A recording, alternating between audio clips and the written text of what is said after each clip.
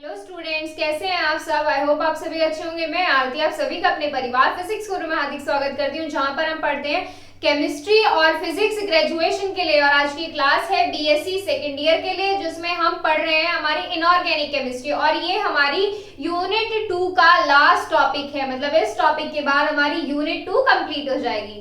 तो ये हमारा आज का टॉपिक मैं आपको बता दूं क्या है। ये भी एक थ्योरी है। थ्योरी कौन सी है?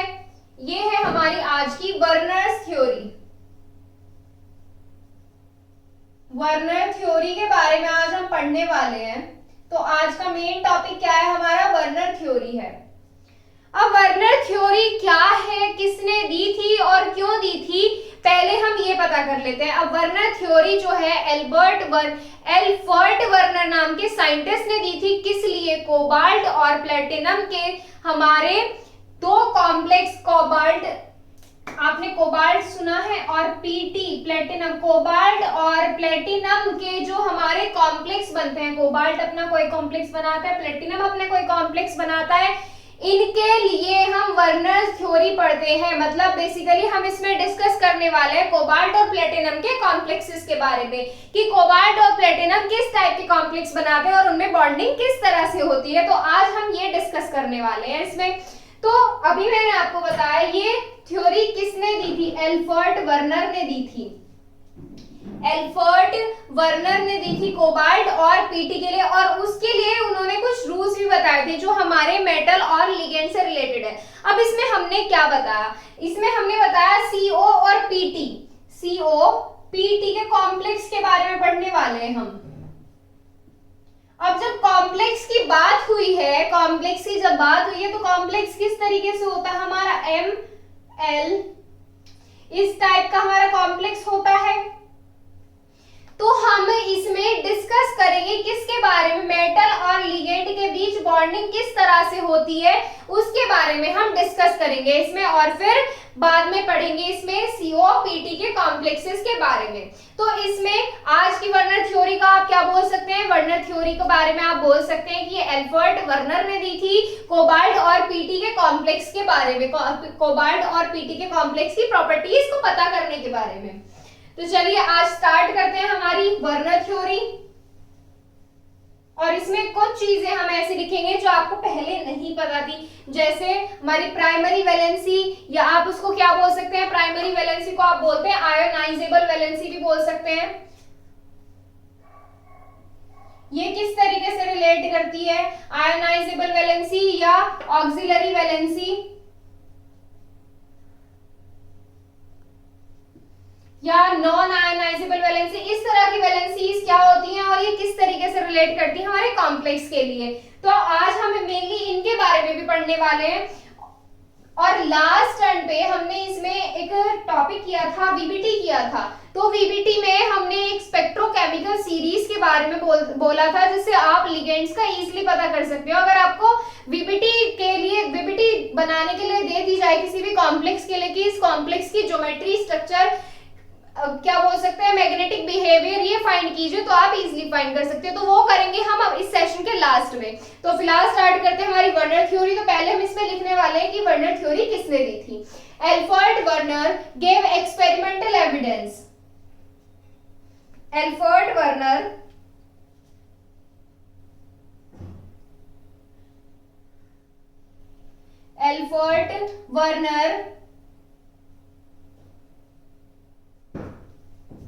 gave experimental evidence in regarding the properties of cobalt and platinum. Gave the experimental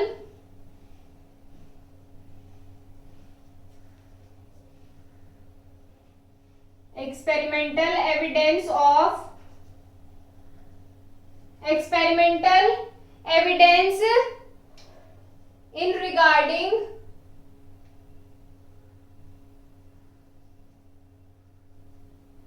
experimental evidence in regarding, इधर तो याद नहीं, in regarding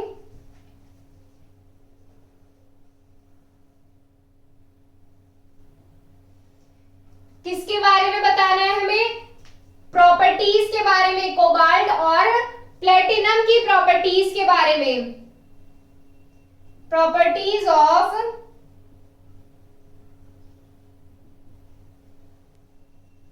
कोबाल्ट और प्लेटिनम।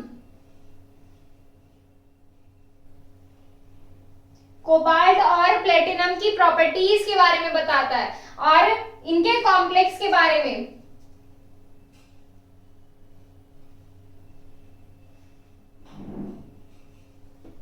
तो यहां से ये क्लियर होता है कि हमारे एल्फर्ट वर्नर ने एक्सपेरिमेंटल एविडेंस दिया था किसके लिए, प्रॉपर्टीज जो कोबाल्ट और प्लेटिनम के कॉम्प्लेक्स होते हैं उनकी प्रॉपर्टीज से रिलेटेड दिया था। और ये जो हमारा थ्योरी होती है, मतलब जिसमें हम पढ़ते हैं कोबाल्ट और प्लेटिनम के कॉम्प्लेक्स की प्रॉपर्टीज के बारे में जो पढ़ते हैं, यही हमारी कहलाती है वर्नर्स थ्योरी, क्योंकि ये किसने दी थी, वर्नर ने दी थी।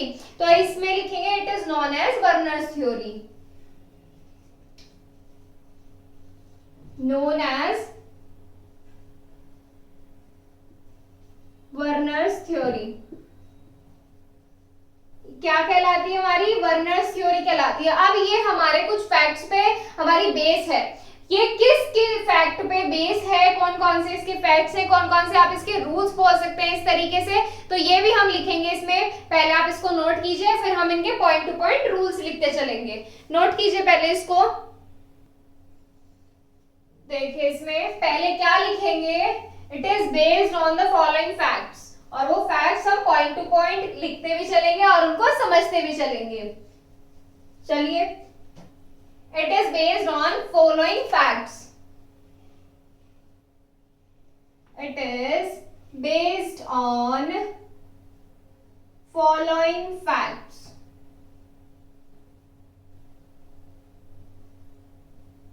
फैक्ट्स क्या है, फैक्ट नंबर 1, इन कॉम्प्लेक्स सेंट्रल मेटल, कॉम्प्लेक्स में जो हमारा सेंट्रल मेटल होता है वो 2 टाइप की वैलेंसी रिप्रेजेंट करता है। In complex central metal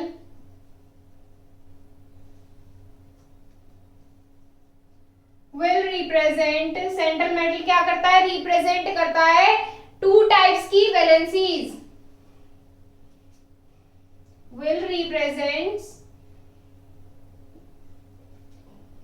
2 type की वैलेंसीज को रिप्रेजेंट करता है, 2 टाइप्स ऑफ वैलेंसीज। 2 टाइप की वैलेंसीज को क्या करता है, रिप्रेजेंट करता है। अब वो वैलेंसी कौन कौन सी है, अभी मैंने आपके साथ जिक्र किया था, प्राइमरी वैलेंसी और सेकेंडरी वैलेंसी। तो इसमें फर्स्ट देखेंगे, फर्स्ट कौन कौन सी है, फर्स्ट कैसी है हमारी, प्राइमरी वैलेंसी। प्राइमरी वैलेंसी के बारे में बताएंगे। पहले प्राइमरी वैलेंसी क्या होती है, ये किस तरीके से रिलेट करती है, बस ये देख लीजिए किस तरीके से रिलेट करती है। प्राइमरी वैलेंसी कब रिप्रेजेंट करता है हमारा कॉम्प्लेक्स, प्राइमरी वैलेंसी बोल सकते हैं आप इसको, या फिर आयोनाइजेबल वैलेंसी बोल सकते हैं, आयोनाइजेबल वैलेंसी।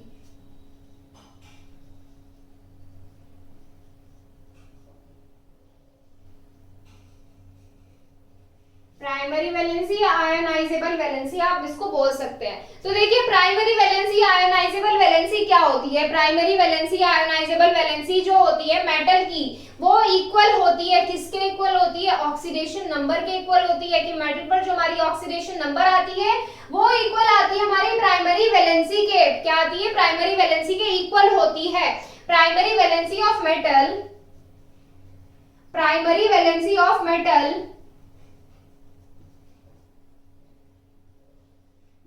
मेटल की जो प्राइमरी वैलेंसी होती है इक्वल होती है, किसके इक्वल होती है, will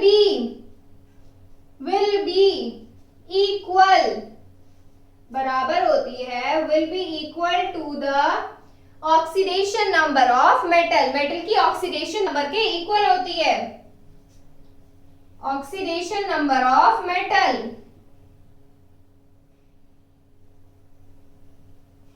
oxidation number of metal, metal की ऑक्सीडेशन नंबर के इक्वल होती है हमारी प्राइमरी वैलेंसी, या आप क्या बोल सकते हैं इसको, आयनाइजेबल वैलेंसी, प्राइमरी वैलेंसी या आयनाइजेबल वैलेंसी। सेकंड देखो कौन सी होती है। अब हमने क्या बताया, ये दो टाइप की वैलेंसी रिप्रेजेंट करता है जो हमारा कॉम्प्लेक्स में सेंट्रल मेटल होता है। फर्स्ट की तो बता दी प्राइमरी वैलेंसी, सेकंड की क्या बताई थी अभी मैंने आपको थोड़ी देर पहले बताई थी, क्या थी, सेकेंडरी वैलेंसी। सेकेंडरी वैलेंसी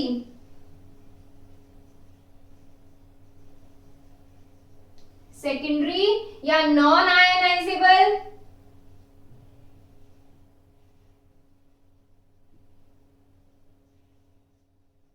या फिर ऑक्सिलरी वैलेंसी, क्या बोल सकते हैं, auxiliary valency.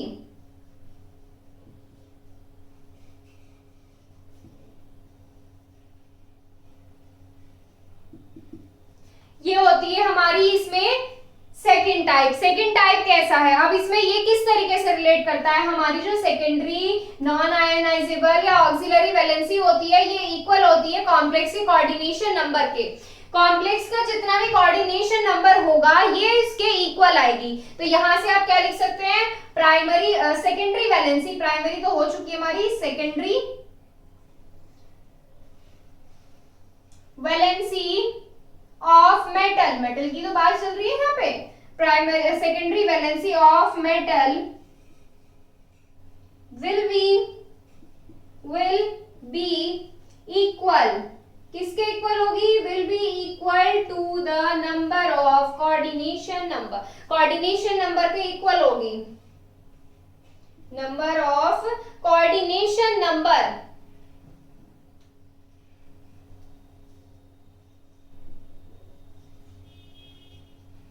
will be equal to the number of coordination number। अब इसमें कोऑर्डिनेशन नंबर पे किस तरीके से रिलेट करेगी, देखिए जो हमारा कॉम्प्लेक्स होता है, जो हमारा क्या होता है, कॉम्प्लेक्स होता है, वो किस तरीके से होता है, कॉम्प्लेक्स में हमारा यहाँ मेटल है, यहाँ पर हमारा लिगेंड है, अगर हमारे कितने लिगेंड प्रेजेंट होते हैं, 4 लिगेंड, दैट मींस उसकी कोऑर्डिनेशन नंबर कितनी है, 4 कोऑर्डिनेशन नंबर है, 6 है, 6 दिया हुआ है तो कोऑर्डिनेशन नंबर क्या है, 6 है। तो इस तरीके से कोऑर्डिनेशन नंबर जो होती है वो डिपेंड करती है, वो बताती है हमारी सेकेंडरी वैलेंसी के बारे में। सेकेंडरी वैलेंसी मेटल की डिपेंड करती है कोऑर्डिनेशन नंबर के ऊपर, किस पर डिपेंड करती है, कोऑर्डिनेशन नंबर के ऊपर। इसको नोट कीजिए, आगे फिर और पॉइंट लिखेंगे इसमें, नोट कीजिए इसको। देखो इसमें पॉइंट नंबर 2, पॉइंट नंबर 2 की बात करें, पॉइंट नंबर 2 क्या हो जाता है, अभी हमने क्या पढ़ा, प्राइमरी वैलेंसी और हमारी सेकेंडरी वैलेंसी। अब हमने देखा एक हमारे कोऑर्डिनेशन नंबर पर डिपेंड करती है और एक हमारे ऑक्सीडेशन नंबर पर डिपेंड करती है।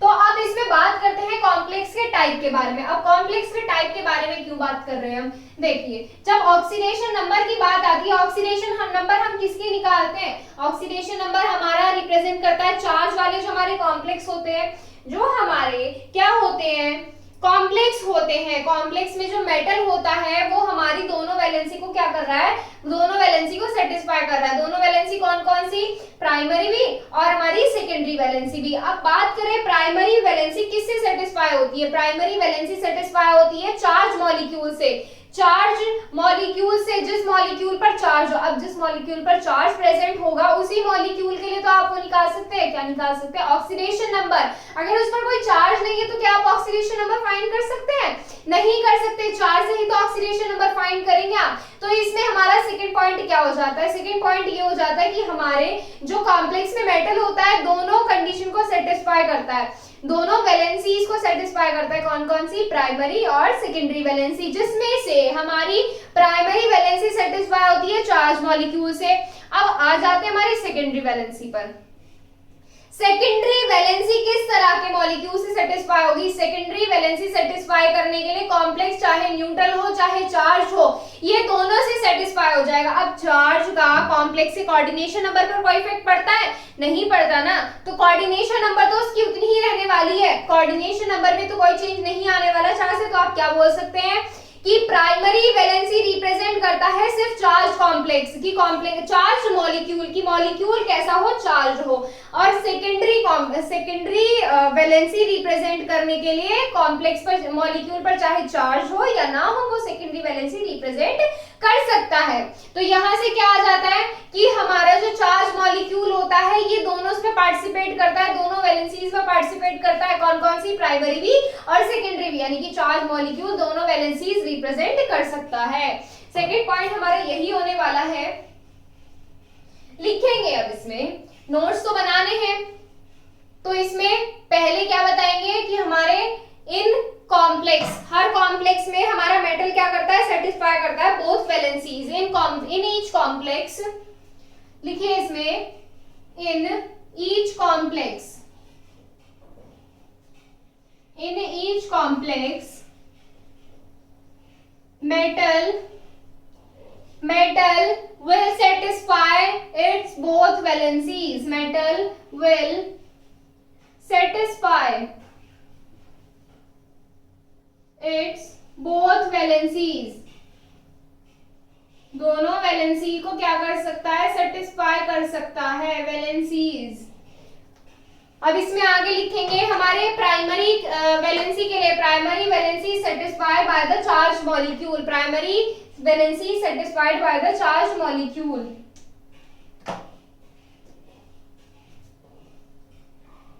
Primary valency is satisfied by charged molecules, satisfied by charged molecule। Charge molecule से क्या कर सकती है? इसको सेटिस्फाई कर सकती है। बात करें सेकेंडरी वैलेंसी की, but secondary valency has been satisfied by charged as well as neutral molecule, charged as well as neutral molecule, but secondary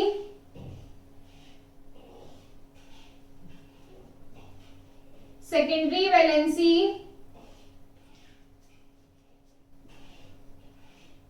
has been satisfied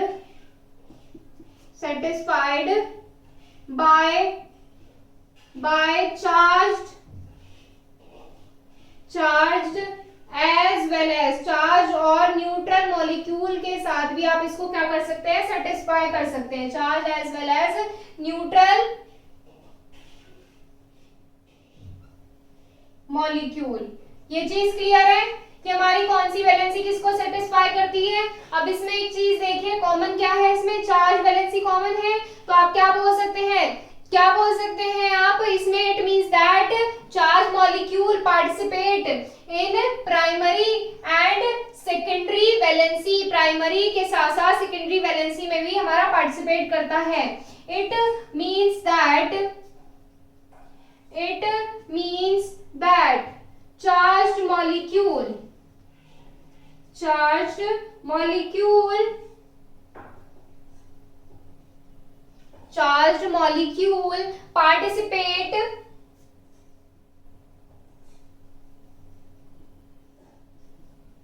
participate in primary as well as secondary valency,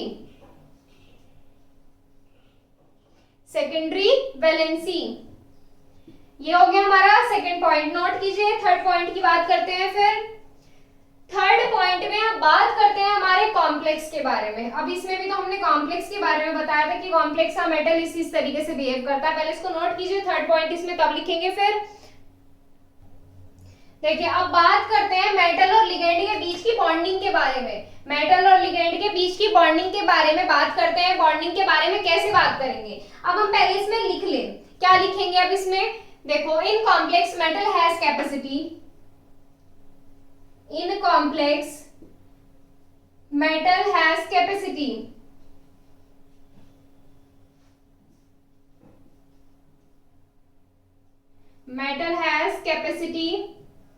to attract electrons, to accept electrons। metal has capacity to accept electrons, electrons को क्या कर सकता है? Accept करता है। और electrons को accept करके कैसे एक्ट करता है? लुईस एसिड की तरह एक्ट करता है। So metal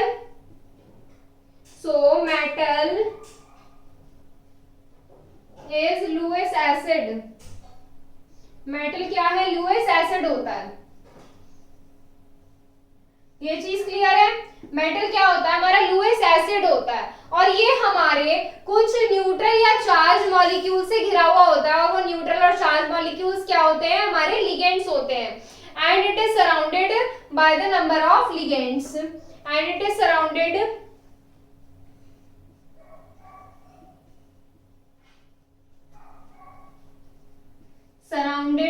by the number of ligands।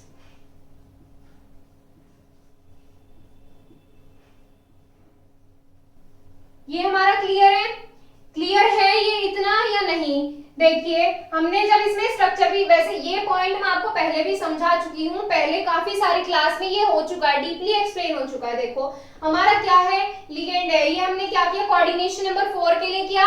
Metal क्या है हमारा सेंटर में, और लिगेंड क्या है इसके चारों तरफ है, तो यहाँ से ये क्या है, यहाँ से ये चीज क्लियर हो गई। कॉम्प्लेक्स में metal has capacity to accept electron, metal electron को एक्सेप्ट करने की कैपेसिटी रखता है।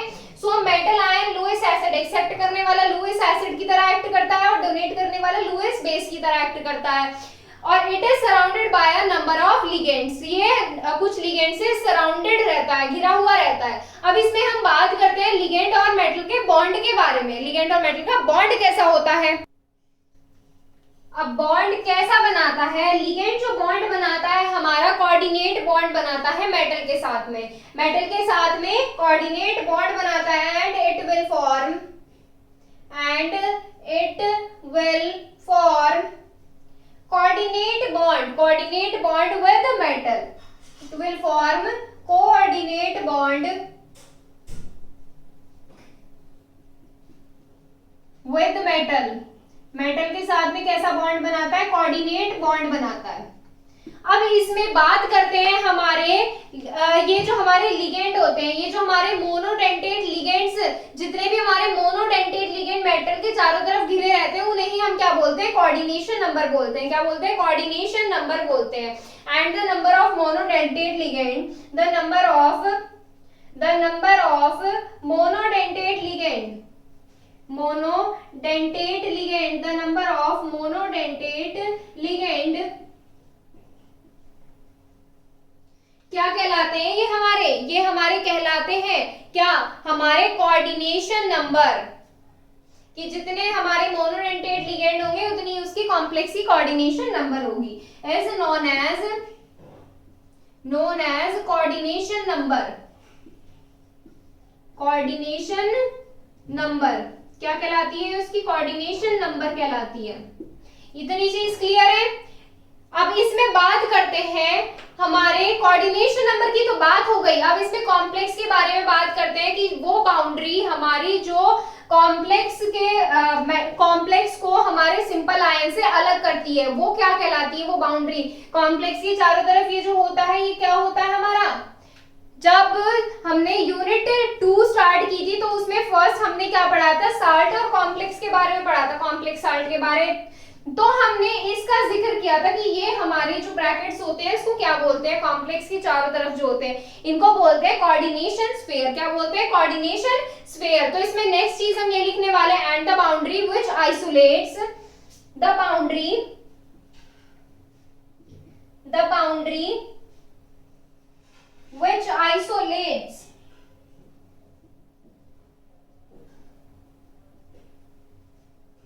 which isolates अलग अलग करती है किसको, कॉम्प्लेक्स को, complex with simple ion, complex with simple ion.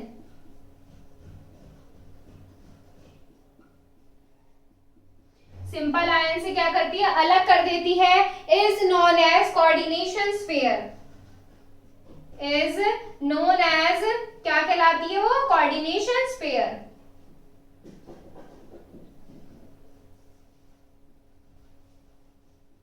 Coordination sphere. तो यहाँ पर आपका पॉइंट भी कंप्लीट होता है ये वाला। नेक्स्ट पॉइंट इसमें डिस्कस करेंगे हमारे जो कोऑर्डिनेट बॉन्ड होता है, ये कैसा बॉन्ड होता है, कहाँ गया कोऑर्डिनेट बॉन्ड, ये रहा। कोऑर्डिनेट बॉन्ड जो होता है कैसा बॉन्ड होता है, लिखिए पहले इसको नोट कीजिए, स्क्रीनशॉट ले लीजिए आप, स्क्रीनशॉट में माहिर हैं आप।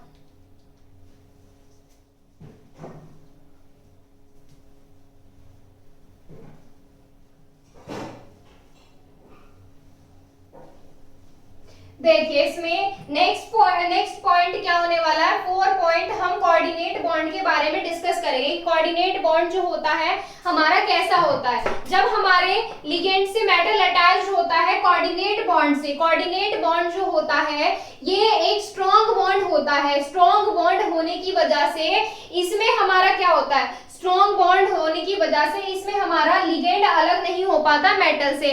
मेटल से हमारा लिगेंड इतनी इजीली अलग नहीं हो पाता और वहां पे उस कॉम्प्लेक्स में आइसोमेरिज्म रिप्रेजेंट करता है, उस कॉम्प्लेक्स में आइसोमेरिज्म बनाता है। देखिए लिगेंड्स आर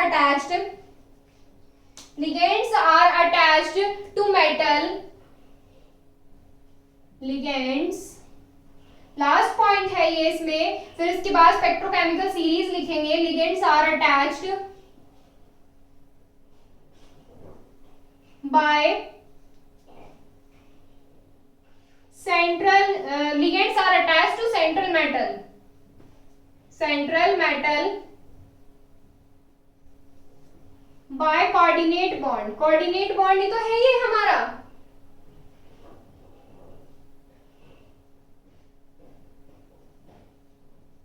जो बॉन्ड कैसा है हमारा, स्ट्रॉन्ग बॉन्ड है ये हमारा। जो ये बॉन्ड कैसा है, स्ट्रॉन्ग है। It is a strong bond. It is a strong bond. कैसा है ये हमारी बॉन्डिंग, कैसी है मेटल और लिगेंड के बीच में, स्ट्रॉन्ग बॉन्डिंग है। So ligand can not be displaced from its position. So ligand cannot be displaced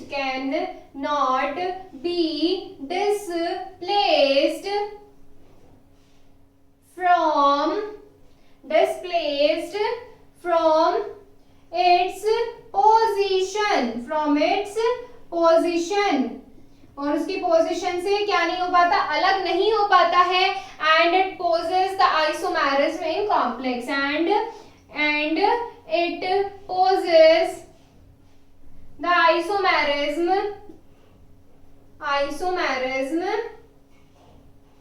in complex में क्या बनाता है, ये आइसोमेरिज्म बना देता है। तो यहाँ से हमारे पॉइंट्स ही कंप्लीट होते हैं, ये फैक्ट्स कंप्लीट होते हैं जो हम वर्नर थ्योरी के लिए पढ़ रहे थे। और इसमें कल हम क्या करेंगे, एक्सपेरिमेंटल वेरिफिकेशन देखेंगे। किसके लिए, कोबाल्ट और प्लेटिनम के लिए। लेकिन आज पहले इसमें क्या करते हैं, स्पेक्ट्रोकेमिकल सीरीज पढ़ने वाले हैं। देखिए स्पेक्ट्रोकेमिकल सीरीज देखो कैसे होगी स्पेक्ट्रोकेमिकल सीरीज। तो इसमें हम लिगेंड्स का इंक्रीजिंग ऑर्डर लिखने वाले हैं कि किस ऑर्डर में हमारे लिगेंड्स की क्या होती है, फील्ड जो स्ट्रेंथ देखते हैं वो किस तरीके से इंक्रीज होती है। तो यहां से देखिए आई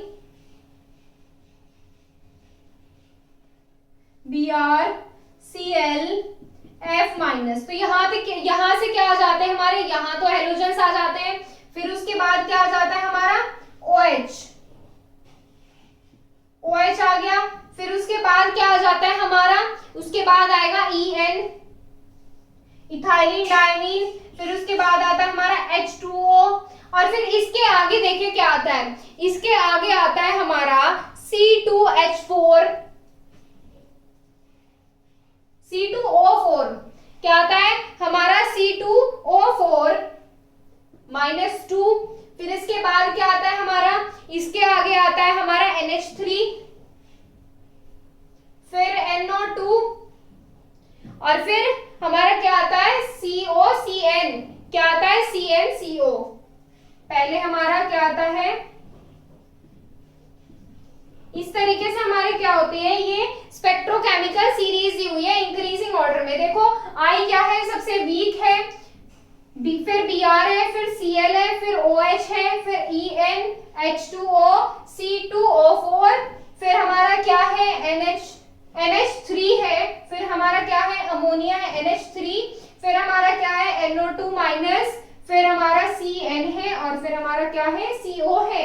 ये हमारी क्या है, ये दी हुई है हमारी स्पेक्ट्रोकेमिकल सीरीज।